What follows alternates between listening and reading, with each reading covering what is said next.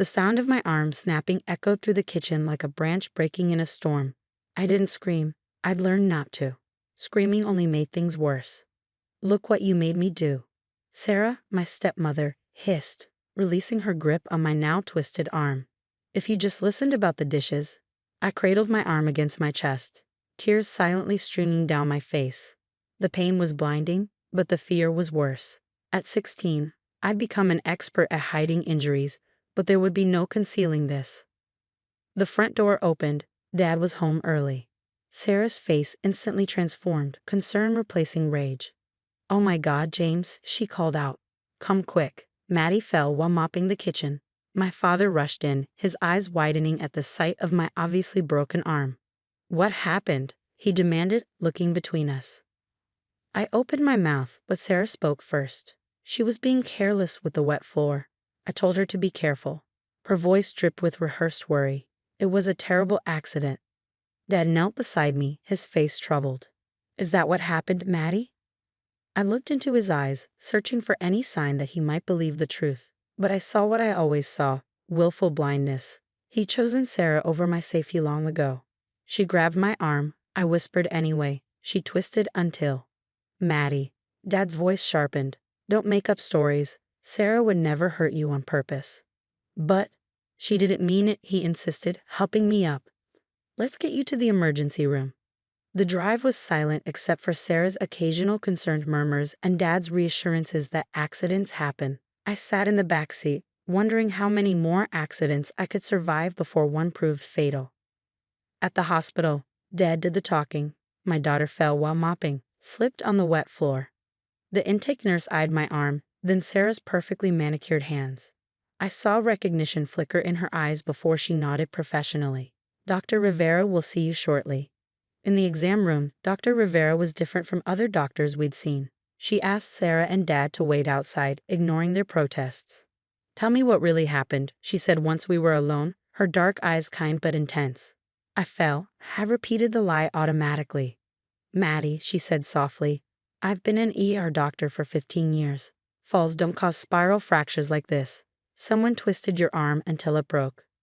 My throat tightened. "You can't prove that." "Let's get some x-rays," she replied, her expression unreadable. "Then we'll talk about proof." The x-rays took longer than usual. Dr. Rivera studied them with growing concern, calling in another doctor for consultation. They spoke in hushed tones, pointing at various spots on the images. When Dr. Rivera returned, her professional demeanor had hardened into something like steel. "Maddie," she began, putting up the x-rays. "Do you see these lighter lines here and here?" She pointed to several spots on the bone. "These are healed fractures, at least 4 of them, in various stages of healing. Some are only a few months old." My heart started racing. No one had ever noticed the old breaks before. "There's more," she continued. "The pattern of these breaks, they're consistent with defensive wounds. Like someone grabbing and twisting your arms repeatedly over time." Tears welled up in my eyes. "Please," I whispered, "if you say anything, she'll..." "She'll what?" Dr. Rivera asked gently. "Hurt you worse." "Maddie, she's already escalating. These breaks are getting more severe. If this continues..." She didn't finish the sentence. She didn't have to. "Your father," she said carefully, "does he..." "No," I replied quickly. "He just doesn't see it. Doesn't want to see it. He always says she didn't mean it. That I'm clumsy. That I provoke her." Dr. Rivera's jaw tightened. "That makes him complicit," she said. "And legally, I cannot send you back to that house." She reached for the phone on the wall, and I knew with sudden clarity that my life was about to change forever. "Please," I tried one last time. "They'll be so angry." "Listen to me," Dr. Rivera said firmly. "What happens next will be difficult. But if you go back there, I'm looking at x-rays that tell me you might not survive another accident. As your doctor, I'm legally required to report this. But as someone who cares about keeping you alive..." She squeezed my hand. "I'm making this call because I refuse to let them hurt you again." As she dialed Child Protective Services, I heard Sarah's voice in the hallway, still playing the concerned stepmother. But for the first time in 3 years, her act wouldn't be enough to hide the truth. The evidence was there in black and white, written in my bones. The hospital room became a fortress of activity. 2 police officers stationed themselves outside my door while Detective Morgan, a compact woman with steel gray hair, photographed the bruises that mottled my arms. 4 years of this? She asked, documenting a particularly dark handprint on my upper arm. Since Dad married her, I confirmed. It started small. Pinches, slaps. Then it got worse. And your father? I stared at my hospital blanket. He started working longer hours. Said I was being difficult, that I needed to try harder to make things work. Dr. Rivera returned with a child welfare worker named Ms. Torres. Their faces were grim. Your stepmother is demanding to take you home, Ms. Torres said. She's threatening legal action. Of course she is, I muttered. She's always so careful to seem perfect in public. Not careful enough this time, Detective Morgan interjected, reviewing the x-rays. Dr. Rivera, can you walk us through these breaks? The doctor pointed to various shadows on the films. This spiral fracture is today's. Here's a healed break from approximately 3 months ago, another from 6 months back. The pattern suggests systematic abuse, escalating in severity. A commotion erupted in the hallway. Sarah's voice carried through the door, hitting me like ice water. This is ridiculous. I've been nothing but good to that ungrateful child. James, tell them. Let me talk to my daughter. Dad's voice joined in. There's been a misunderstanding. Detective Morgan moved to block the door. Mr. Patterson, your wife is being arrested for child abuse, and you're being charged as an accessory. The silence that followed was deafening. Arrested? Dad's voice cracked. But she didn't mean. Don't, Detective Morgan cut him off. Don't you dare say she didn't mean it. These x-rays show years of intentional abuse. You either knew and did nothing, or you willfully ignored it. Either way, you failed to protect your child. Miss Torres sat beside my bed, speaking softly as the chaos continued outside. We have a foster family ready. They're experienced with trauma cases. You'll be safe there. Foster care. The reality of what was happening finally hit me. But what about school? My things.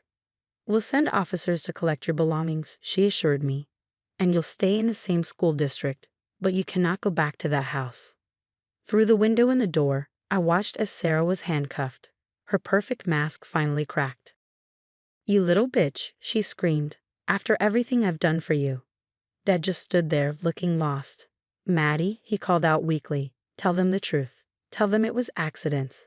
Dr. Rivera stepped between them and my door. The truth is in her x-rays, Mr. Patterson. Every break, every accident you ignored. It's all documented right here. As they were led away, I heard Sarah start to cry, playing victim to the end. But her tears couldn't erase the evidence of what she'd done to me. Later that night, alone in my hospital room, I finally let myself break down. Ms. Torres found me sobbing. It's okay to feel confused, she said, sitting beside me. They're your family. That's the worst part, I whispered. Dad was supposed to protect me, but he protected her instead. Adults who enable abuse often convince themselves they're keeping the peace, she explained. But peace at the expense of a child's safety isn't peace at all. A police officer entered with a small duffel bag. We collected some of your clothes and personal items, she said. We also found these. She handed me a stack of notebooks, my private journals documenting every accident, every lie, every time Dad chose not to see. These will help build the case, Detective Morgan said, joining us. You've been incredibly brave, Maddie, but I need you to be brave a little longer. Will you testify? I looked at my freshly casted arm, thinking of all the breaks that came before it. Of all the times I'd wanted to speak up but couldn't. Yes, I said firmly. I'll testify. Dr. Rivera came in for a final check before her shift ended. The foster family will be here in the morning, she said. They're good people, Maddie, and they won't hurt you. How can you be sure? Because I've worked with them before, she said, and because this time you have all of us watching out for you. As night fell over the hospital, I wrote in a new journal Ms. Torres had given me. Not about breaks or bruises this time, but about hope. About what it felt like to finally be believed. Sarah had broken my bones, but she hadn't broken my spirit. Dad had ignored the truth, but he couldn't ignore it anymore. For the first time in 4 years, I didn't have to pretend. Tomorrow would bring changes, challenges, and probably more tears. But it would also bring something I'd almost forgotten existed: safety. 8 months later, I stood in the courthouse hallway, my new foster mother Karen beside me. The preliminary hearings had been brutal, but today was different. Today was about ending this chapter of my life. Remember, my victim advocate said, you only have to tell the truth. Your x-rays and journals speak volumes. Inside the courtroom, Sarah sat with her lawyer, her perfect mask now cracked and worn after months in custody. Dad sat separately with his own attorney, looking aged and defeated. Neither would meet my eyes. When I took the stand, the prosecutor guided me through my testimony methodically. I described each accident, each cover-up, each time Dad chose willful blindness over my safety.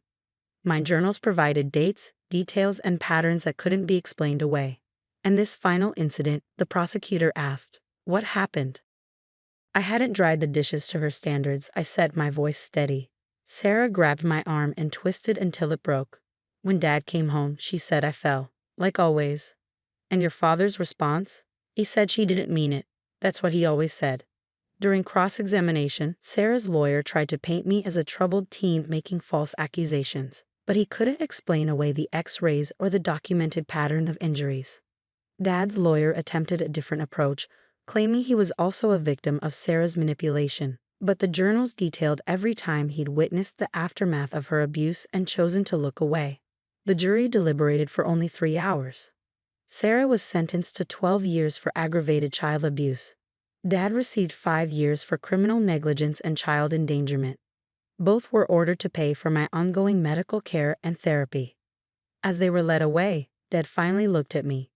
"Maddie," he called out, "I'm sorry. I should have protected you." "Yes," I replied, my voice breaking slightly. "You should have." Outside the courthouse, Karen hugged me tightly. Over the past months, she and her husband Tom had shown me what a real family looked like. No walking on eggshells, no hidden bruises, no lies about accidents. "Are you okay?" she asked. "I think I will be," I answered truthfully. Dr. Rivera was waiting by her car. She testified as an expert witness and had kept in touch throughout my recovery. "Your latest X-rays show good healing," she said. "But I'm more impressed by your emotional healing." She was right. Through therapy and the support of my foster family, I'd learned that the abuse wasn't my fault, that I deserved to feel safe in my own home. "I've been thinking," I told her. "I want to become a doctor, like you, to help other kids who can't speak up." She smiled. "I think you'd be excellent at it.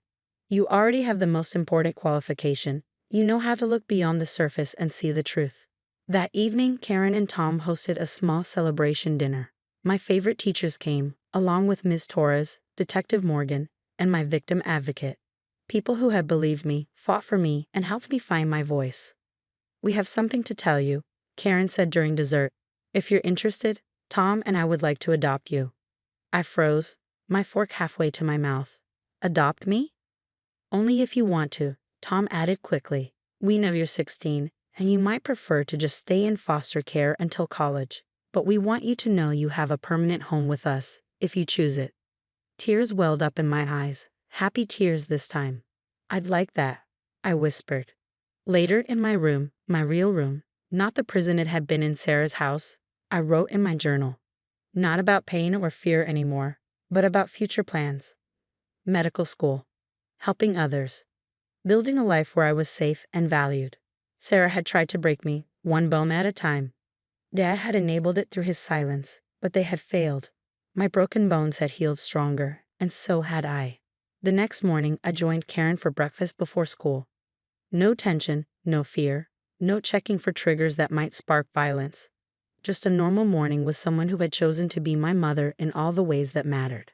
"Ready for your biology test?" she asked, passing me the orange juice. "Ready," I confirmed. First step toward medical school. She smiled, and I saw what I'd always wanted from Sarah and Dad: real love, real protection, real support. My arm had long since healed, but the real healing had happened in my heart. The X-rays that had saved me now sat in an evidence locker, proof of what I had survived. But they didn't define me anymore. I was no longer the girl with broken bones and silent screams. I was a future doctor, a daughter by choice rather than birth, and a survivor who had found her voice. And that voice would never be silenced again.